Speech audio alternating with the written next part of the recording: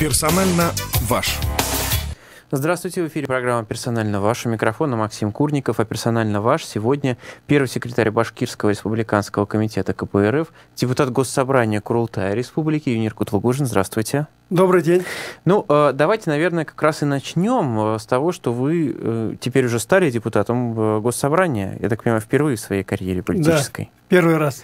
Уже успели как-то вникнуть в работу Курултая или еще нет? Ну, с работой депутата знаком, потому что я, когда еще работал в районе, дважды избирался депутатом Максютовского сельсовета, дважды избирался депутатом Совета муниципального района Кугарчинский район. Вот уже более 1,5 лет был депутатом горсовета. Ну, я прекрасно понимаю обязанности и права депутата.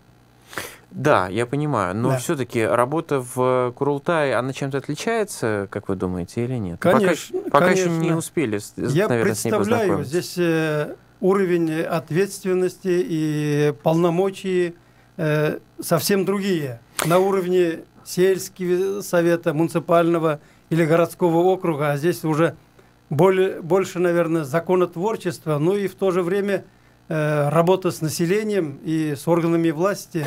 Я просто вот что хочу уточнить у вас. Вы знаете, я когда разговариваю с людьми, может быть, не сильно погруженными в политические вопросы республики, но влияющими на жизнь республики, там, занимающихся пиаром, например, каким-то иногда и политическим в том числе, они всегда говорят о Курултае как о каком-то органе, который на самом деле не очень серьезно влияет на жизнь республики. В отличие от городского совета, например.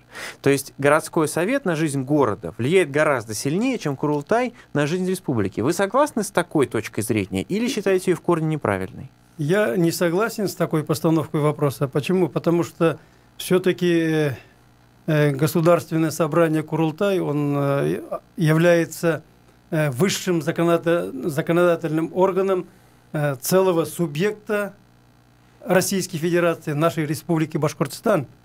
Поэтому влияние Государственного собрания Курултая распространяется не только на столицу нашей республики, но и всем районам и городам в целом по республике. Я так представляю.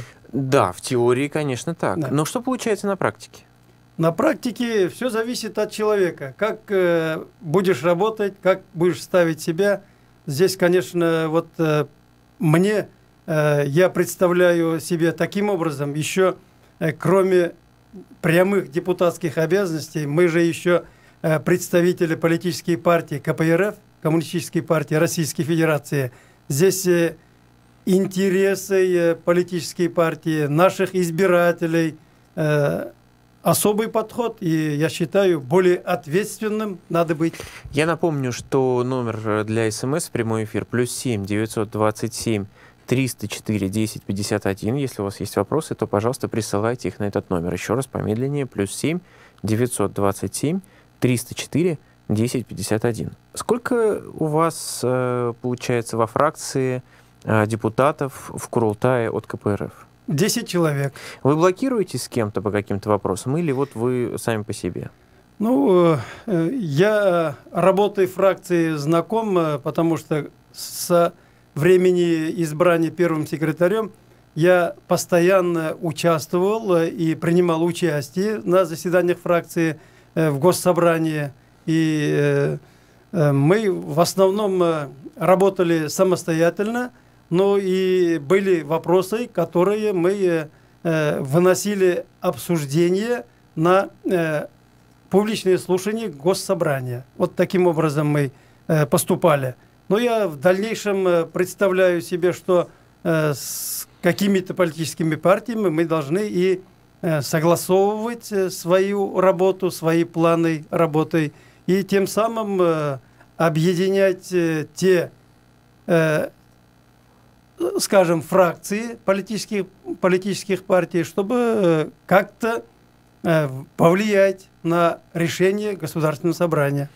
У вас 10 человек из 110, правильно? Да, Ну, 10%. Прямо скажем, это не то количество, которое позволяет влиять на решение Госсобрания. Ну, здесь наши радиослушатели должны понять, что здесь не количеством надо оказывать влияние. Да как же? Качеством. Это же голосование. Нет. Это же голосование. Чем больше людей, тем больше вероятность того, что это пройдет. Ну, простые люди могут воспринимать таким образом. Но когда фракция поднимает тот или иной вопрос и предлагает, то ни президиум, ни государственное собрание не могут обходить без обсуждения. Но без обсуждения не могут, но проголосовать всем так, как надо, Единой России могут.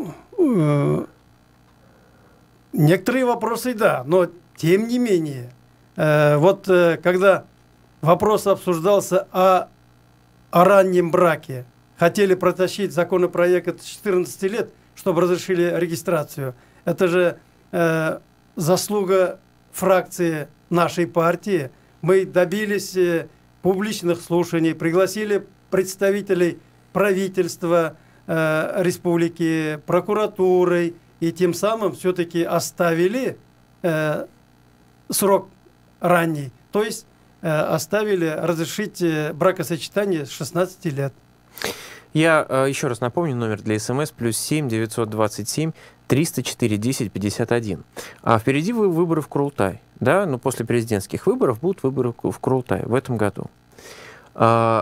Какие вы себе задачи ставите на эти выборы? У вас уже есть понимание, кто пойдет от вашей партии на выборы в Курултай? На сегодняшний день перед Республиканским комитетом стоят большие вопросы, на которых мы должны обращать внимание. Это, во-первых, выборы, большие выборы, это выборы президента Российской Федерации. Сейчас первоначальная наша задача добиться больших успехов в нашей республике на выборах президента, то есть поддержать максимально нашего кандидата. Пока с подбором будущих кандидатов в Государственное собрание мы еще не обсуждали этот вопрос, но ведется подготовка, скажем так. А когда, вам кажется, будет уже время такое, что нужно определяться? Потому что, честно говоря, до выборов меньше года. По-хорошему, да, кандидат должен работать на своем избирательном округе, наверное, год, как минимум, да, для того, чтобы его там знали и так далее. Или вам кажется, что можно это сделать и позже? Мы считаем, что будущие кандидаты, они видны, они работают с населением. Это прежде всего действующие депутаты Государственного собрания, но и действующие депутаты муниципальных образований, городских округов.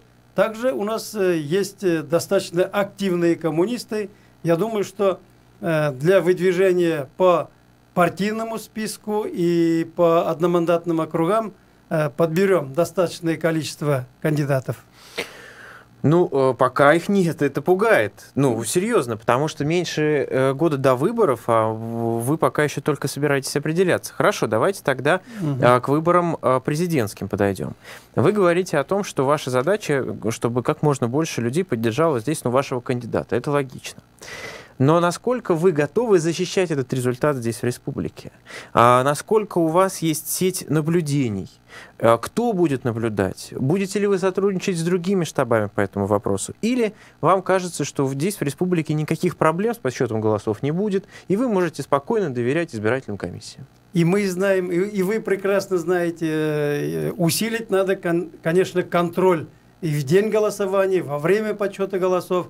И большую работу мы должны проводить в предвыборный период.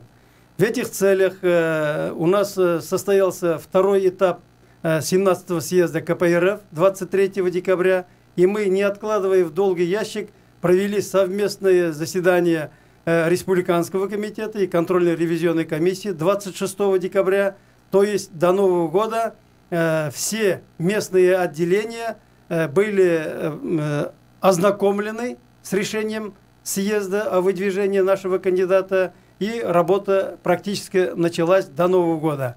После Нового года мы провели заседание предвыборного штаба кандидата Грудинина Павла Николаевича, и мы пригласили представителей других политических партий и общественных организаций.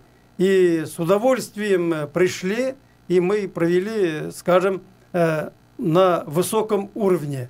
И кроме общественных организаций, в местное отделение КПРФ и в Уфе, в Республиканский комитет, каждый день обращаются люди, представители от общественных организаций, так и в индивидуальном порядке. Тем не менее, есть ли у вас какой-то, я не знаю, корпус наблюдателей? Есть ли какое-то количество наблюдателей, которые вы точно понимаете, вы можете уже направить на эти участки? Да. Сколько это в процентах от общего количества участков? Или такая задача сегодня перед вами не стоит? Сколько будет, столько будет? Нет, мы сейчас конкретно занимаемся, проводим ревизию состава территориальных избирательных комиссий, также участковых избирательных комиссий. Этим вопросом занимаются и в Рискоме, и в местных отделениях.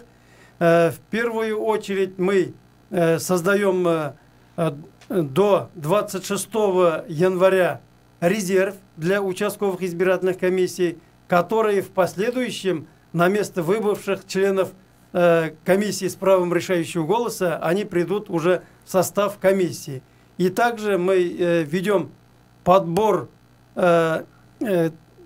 представителей, членов комиссии с правом совещательного голоса и наблюдателями. И с завтрашнего дня в городе Уфа по улице Кузнецова, 7, уже после работы в 18:30 начинаем учебу с этим партийным активом.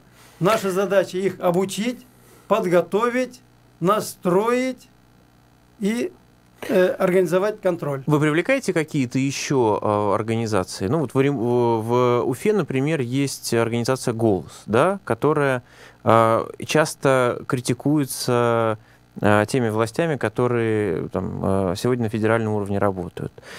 Средства массовой информации официальные показывают про них там сюжет какие неплохие, но тем не менее они действительно выполняют работу по подготовке наблюдателей, дают оценку выборам и так далее. Вот вы для себя считаете возможным сотрудничать с такими организациями на выборах? Или для вас они, иностранные агенты, пятая колонна и все такое?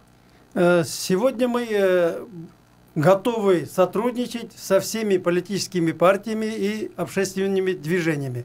Сегодня мы расширили свой состав предвыборного штаба и назвали объединенным штабом кандидата Грудинина Павла Николаевича.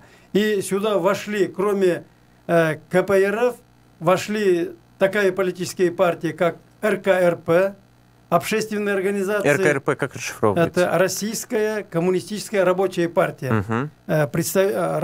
Рабочая партия. Также общественные организации, как Совет ветеранов Великой Отечественной войны, Совет ветеранов войны и труда, афганцы, чеченцы, Левый фронт, общественные организации «Многодетные семьи» Республики Башкортостан, Содружество многодетных семей.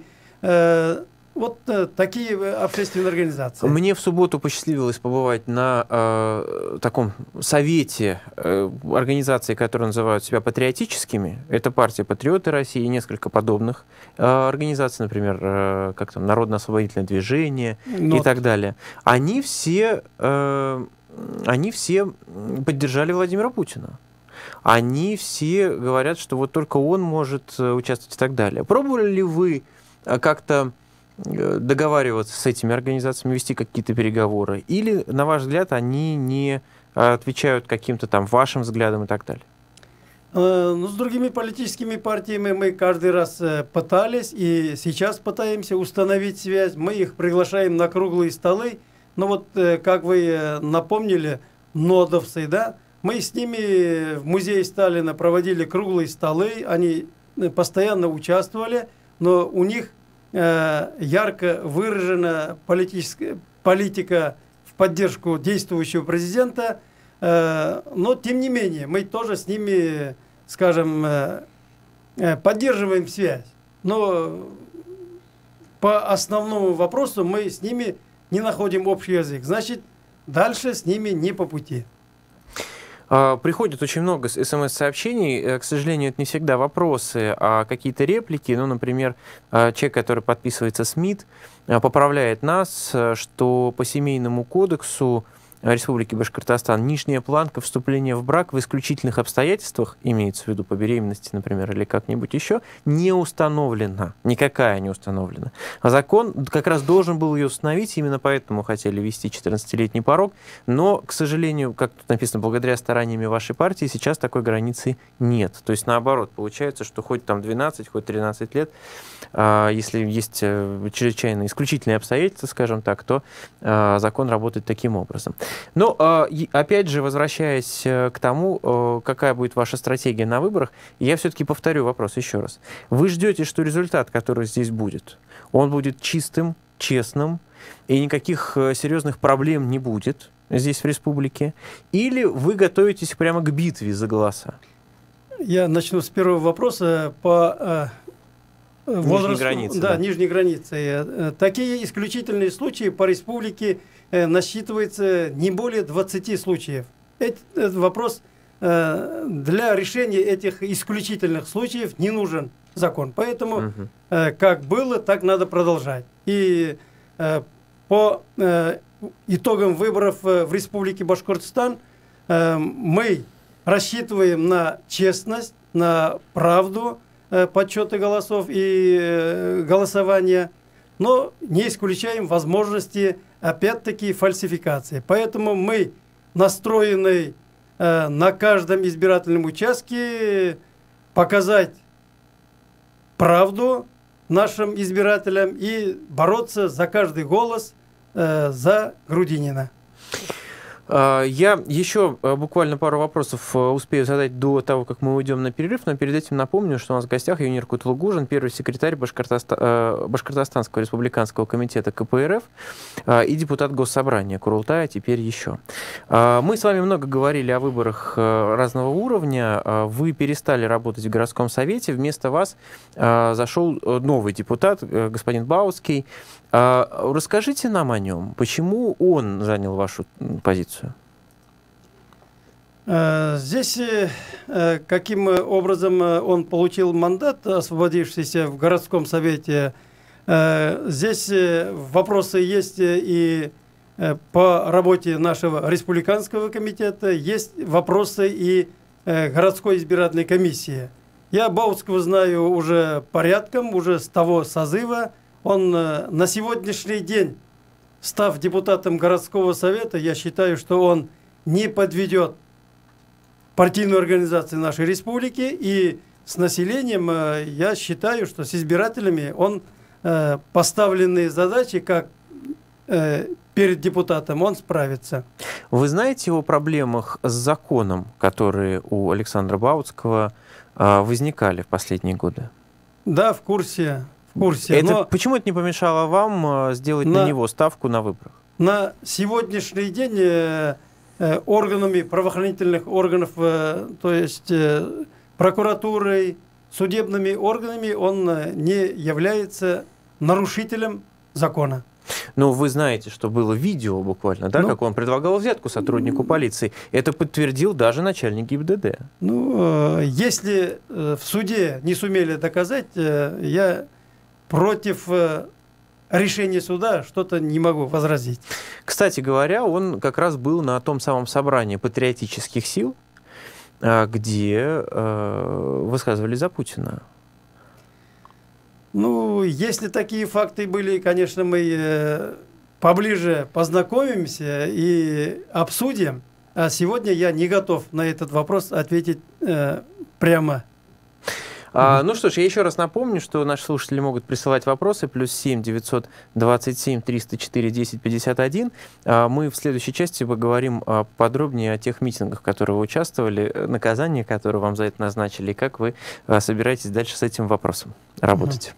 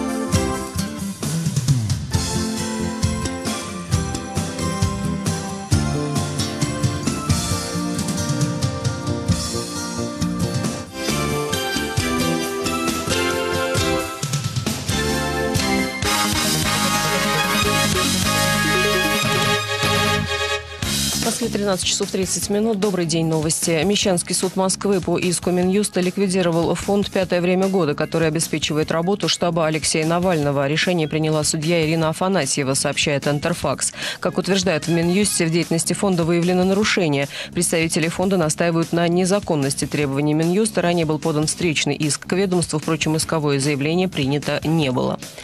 Способ освещения трагических событий, подобных нападению на школьников в Перми, определяется редакционной политикой изданий, но требует аккуратного подхода. Так считает пресс-секретарь президента Дмитрий Песков. Напомню, онлайн-СМИ широко освещали нападения в школах в Перми и Улан-Удэ, в то время как федеральные телеканалы практически не уделили этому внимания. В Омской области 5 приемных детей погибли при пожаре в частном доме, сообщает Следственный комитет. Возбуждено уголовное дело. По предварительным данным, возгорание произошло на площади в 120 квадратных метров из-за взрыва газового баллона, сообщает ТАСС. В результате пожара обрушилась кровля и перекрытие. В Якутии суд оштрафовал воспитательницу детского сада, которая заклеивала 4-летним детям рты скотчем. Она также не сможет в течение 2 лет занимать должности в образовательных организациях, сообщает прокуратура республики. Суд рассматривал уголовное дело в особом порядке. Подсудимая полностью признала свою вину.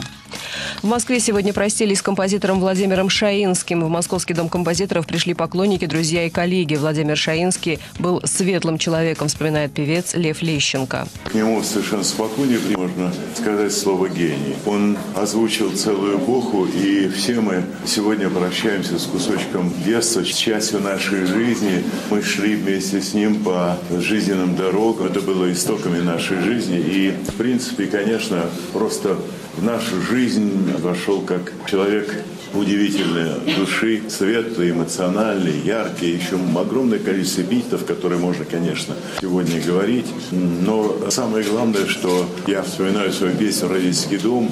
И сегодня ехал, думаю, вот пока будут звучать его мелодии прелестные, пока будут звучать его удивительные песни, в нашем доме будет тепло, уютно, радостно, и в нем всегда будет гореть добрый свет.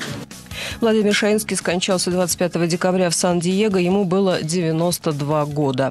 Движение поездов приостановлено на восточном участке Арбатско-Покровской линии московского метро. Поезда не ходят между станциями Щелковская и Партизанская по техническим причинам, говорится в телеграм-канале «Метро». Ранее сообщалось, что на линии увеличены интервалы. В Москве сегодня облачно, местами небольшой снег и -7, -9. Ирина Меркулова, служба информации, Эхо Москвы. Реклама. Афиша исторического парка «Россия. Моя история». Исторический парк «Россия. Моя история» – это масштабный мультимедийный комплекс, в экспозициях которого представлена вся история России от конца первого тысячелетия до современных дней. Более чем тысячелетняя история страны дается здесь панорамно при помощи современных технологий. Это настоящий живой учебник истории России, полюбившийся школьникам и студентам за свою наглядность и увлекательность. Материалы экспозиции рекомендованы Министерством образования и науки Российской Федерации и расположены на площади более 7000 квадратных метров. Уточнить любую интересующую информацию можно по телефонам 287 29 53 и 286 6066. Во вторник, 23 января, на «Эхе Москвы» в Уфе гостем студии будет руководитель отдела маркетинга группы компаний «Жилстройинвест» Иван Зорин. Тема эфира – жилой комплекс «Аристократ. Современные тенденции в элитной недвижимости». Слушайте эфир во вторник в 8:45. Телефон рекламной службы «Эхо Москвы» в Уфе. 216 35 99. Будет реклама, будет и эхо. На то мы и партнеры. «Эхо Москвы» в Уфе и проуфу.ру представляет рубрику «Говорим по-башкирски». Планетарий. Планетарий. Уфимский планетарий. Уфы планетария. Уфимский планетарий анонсировал перестройку здания. Уфы планетарии бинаны яңартып төзүү туурасында игълан итти.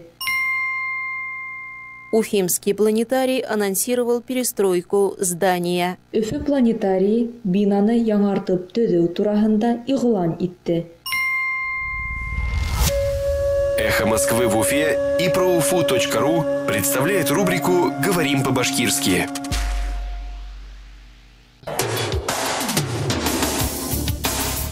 Персонально ваш.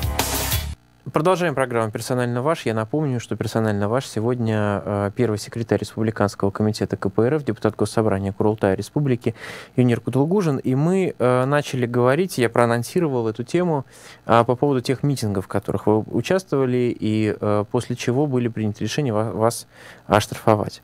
Давайте вот немножко еще раз вернемся в контекст ситуации, может быть, кто-то уже забыл. Вы пришли и выступили на митинге Конгресса башкирского народа, насколько я понимаю, да, в защиту башкирского языка. Правильно? Да. Всех ли выступавших на этом митинге оштрафовали? Или только выборочно кого-то? Я считаю, что кто выступал и принимал активное участие в проведении этих митингов, всех оштрафовали. Всех оштрафовали? Да. И вас в том числе? В том числе. Какого размера штраф?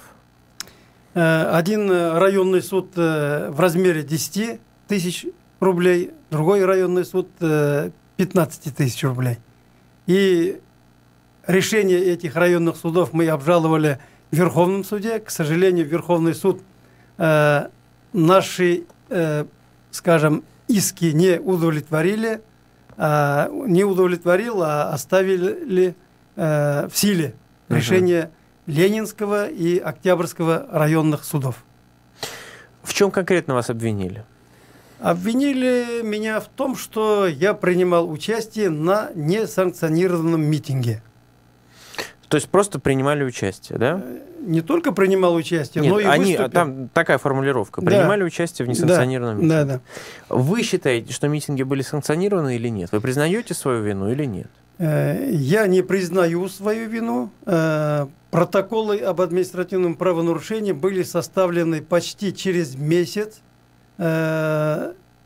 после митингов. И с другой стороны, как я участник митинга, не нарушил ни один пункт законодательства о митингах и публичных мероприятиях для населения. Я просто... Мы же понимаем прекрасно, вы депутат, да, городского совета теперь Курултая. Да. Вы общаетесь с коллегами-депутатами из других фракций, других партий, в том числе из партии власти. Вы наверняка с кем-то обсуждали. Вот, я не знаю, может быть, шутил кто-то на эту тему с вами, может быть, просто говорил свое мнение.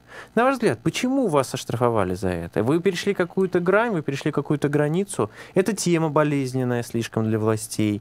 Или вас лично хотели вот в чем-то упрекнуть? Как вы это воспринимаете? Я считаю, что тем самым власть в нашей республике хотела показать, чтобы не было повадно другим. То есть, тем более депутат горсовета, ты не имеешь права общаться с населением, с избирателями. Они хотели вот это показать. А с моей точки зрения, наоборот, депутат любого уровня должен встречаться с избирателями, с населением, выслушивать их предложения, критические замечания. И в работе он должен устранять эти пожелания наших людей и на уровне занимаемой должности, скажем, депутатского корпуса принимать те или иные решения, чтобы в рамках законности, скажем так. Юрий Галимьянович, а если по сути того, что говорилось на митинге? Я так понимаю, что вы разделяете точку зрения такую, что башкирскому языку грозит опасность. Если наши радиослушатели смотрели мое выступление, я не акцентировал вопрос об угрозе только башкирского языка. Я выступал как представитель депутатского корпуса соблюдение Конституции Республики Башкортостан.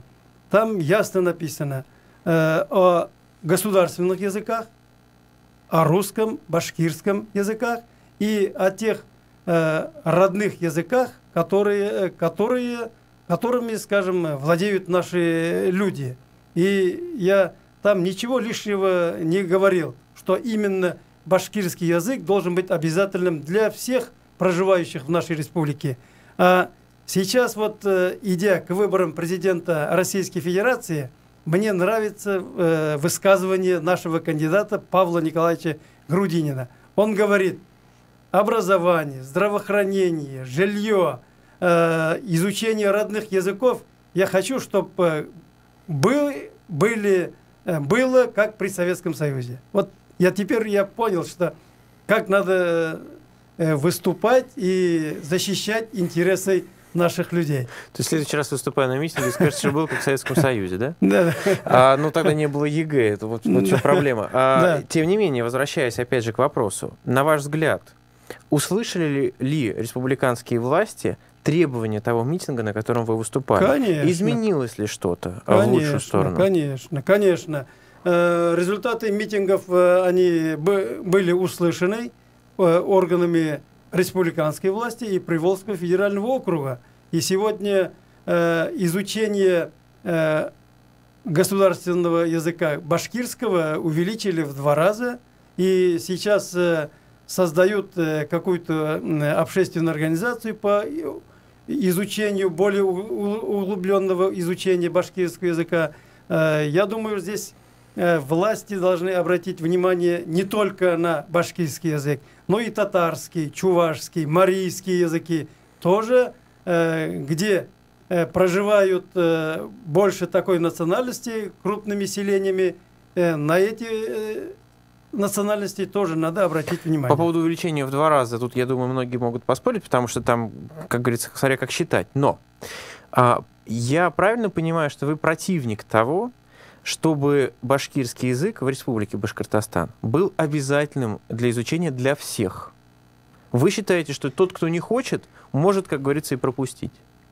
То есть во время Советского Союза башкирский язык не был обязательным. И башкирское население, там, если в деревне проживали и русские, и чуваши, разговаривали на башкирском языке даже, не заставляли. Поэтому здесь заставлять не надо. На добровольных началах, чтобы другие национальности изучали государственный язык. Если человек собирается работать в органах власти или же правоохранительных органах, то есть в той части власти, где будут принимать людей всех национальностей, неплохо, конечно, знать и башкирский язык. Поэтому, если человек готовит себя заранее для работы в вышестоящих органах, он сознательно пойдет и будет изучать. То есть вы сторонник того, чтобы при, например, приеме на государственную службу, в чиновники и так далее, человек сдавал экзамен, в том числе по башкирскому языку? Нет, я не говорю, чтобы экзамен сдавать, а вообще желательно бы, чтобы то есть это просто знали... дополнительный плюс такой? Да, конечно. Но не обязательно? Конечно, это из-за уважения коренного населения нашей республики. Я так считаю. Люди должны сознательно изучать. Мы ведь, хотя мы и башкиры, изучали русский язык, мы же с желанием учили в свое время, и с русскими ребятами играли, и с русскими девушками, как говорится, дружили. И также русские также женятся на башкирках, на татарках. И прекрасные семьи создаются. С этим никто не спорит. Вопрос только в том, насколько сегодня система образования понимает, чего от нее хотят, с одной стороны, потребители услуг образовательных, давайте уж так это сравним, с другой стороны, разные группы населения, потому что на школу в этом смысле идет сегодня довольно серьезное давление. Но хорошо, по этому вопросу примерно понятно. Давайте теперь перейдем, вот вы уже несколько раз упомянули своего кандидата, да, Грудинина. Насколько для вас это было неожиданным выдвижение Грудинина? Выдвижение Грудинина кандидатом в президенты для нас, для меня не было неожиданностью. Почему? Потому что в декабре 2016 года еще Геннадий Андреевич, председатель ЦК нашей партии, выступил от имени президиума с обращением ко всем народно-патриотическим силам с просьбой обсудить будущего кандидата от народно-патриотических сил. И в этом обращении назывались 21 фамилия, которых можно было рассмотреть на посту кандидата. Скажите, в том числе пожалуйста, был и Грудинин. Юнир Галимьянович, вы с какого года в партии? Я с октября 1982 года. 82 Да. года. Не обидно ли вам, человеку, который так долго в партии состоит, что внутри партии не нашлось кандидата на то, чтобы выдвинуть его на должность президента? Я считаю, что здесь из членов партии тоже могли выдвинуть своего кандидата. Но здесь для того, чтобы решать вопросы и проблемы нашей страны, должен был кандидат, который бы объединил и коммунистов, и сторонников КПРФ, и беспартийных, в том числе и Левый фронт, и патриотов, и националистов, и даже монархистов. Даже националистов, ничего себе. Я Да. как-то думал всегда, что левые силы, они с Нет, националистами нет, по здесь, разные фланги. Кандидат должен быть, обладать объединяющей силой. Мы ведь не выпячиваем там нашу программу КПРФ и наши желания именно только от имени КПРФ. Наша партия – это партия для народа, и боремся за интересы большинства нашего населения. Поэтому в течение года в региональных отделениях, местных отделениях обсуждали кандидатуры. Здесь, если от партии выдвигать, несомненно, кандидатуру Геннадия Андреевича без проблем бы выдвинули. Но здесь подошли более широкого фронта, скажем, чтобы больше народов привлечь в поддержку нашего кандидата. Вас не смущает, что он был депутатом от «Единой России» несколько созывов? Да, трех созывов был он депутатом областной думы Московской области. Мы считаем, что он сделал правильный выбор. В 2010 году он добровольно вышел из партии, и с того времени он контактировал с руководством нашей партии, организовал на территории совхоза имени Ленина народное предприятие. Он сумел обойти острые углы и создал, скажем, примерное народное предприятие, то есть он создал островок социализма. Сейчас у него опыт есть, и мы знаем, что он сумеет сделать такое же хозяйство из нашей России, российского То есть государства. у вас никакого в этом смысле нет никакой тревоги, что он перешел из партии в партию? Нет, он в нашу партию не вступил. Нет, Сегодня он хорошо, беспартийный. Да. Но то, что Да. вот он был доверенным лицом Путина, а теперь Да, вот против в 2000 Путина. году он был доверенным лицом, но человек, вы видите, и мы когда общались, у него, скажем, его содержание самого себя, его внутренние коммунистические убеждения, советское у него. И Хорошо, работа... вы видели его лично, вы знакомы, Да. может быть, даже. А вот вы, когда общаетесь со своими однопартийцами, которые здесь, в Уфе, может быть, в районах республики, у них не возникает никаких вопросов? Или им кого спустили, того они поддержат? Нет. Очень, скажем так, принципиально обсуждали мы и до съезда, и после съезда. После съезда почти, скажу, единодушно поддержали наши коммунисты и наши активисты в республике. Бывает 1-2 человека, скажем так. Можно было, конечно, из рядов КПРФ. Но, тем не менее, большинство партийцев нашей республики поддерживают нашего кандидата. Башкортостан традиционно это территория, которая за действующую власть голосует довольно хорошо. Вы какие себе ставите задачи на эти выборы? Сколько вы должны процентов голосов набрать, чтобы вы сами себе сказали, мы хорошо поработали? И сколько процентов, вот меньше какой планки, если будет ниже, вы скажете, все, я провалил всю работу? Мы такие планы и обязательства не ставим, но мы на совместном пленуме Рискома и КРК поставили задачу: наш кандидат в Республике Башкортостан должен победить. Ну, хорошо. Давайте я тогда перейду к вопросам, которые пришли по СМС.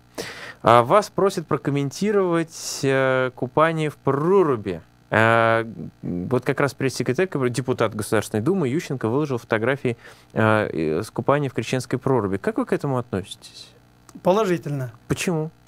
Почему? Потому что здесь не только с точки религии надо подходить к этому сезону.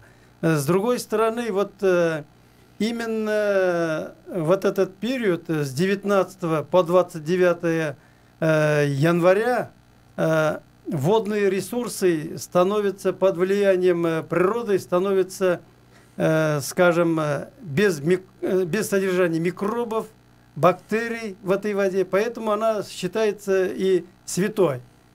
Я знаю, что многие башкиры, татары и другие национальности купаются с удовольствием.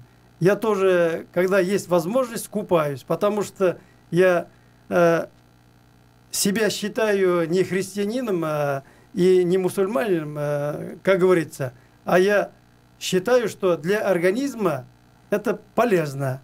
Стресс для организма и для того, чтобы избавиться от некоторых недугов, болезней, а для употребления это лекарственная вода. Хорошо, тогда я по-другому поставлю вопрос. А как вы, в принципе, относитесь к такому возрождению и усилению влияния церкви в государстве? Вы, как человек, который в 1982 году вступал в партию, еще застали атеизм как одну из главных опор коммунистической партии. Сегодня, насколько я понимаю, коммунистическая партия таких задач не ставит. Ну а вот то, что в государстве происходит, совершенно другой вообще вопрос. Как вы к этому относитесь? Религия должна существовать самостоятельно. Она должна быть отделена от государства, и поэтому государственная помощь или религия должна вклиниваться в политику государства. Это, я считаю, не совместимо. Сегодня как, на ваш взгляд? Вот дайте оценку. Сегодня какая ситуация? Сегодня и религия проникает в государство, и государство, скажем, если уж грубо сказать, крышует религию. Это недопустимо. Они должны существовать самостоятельно.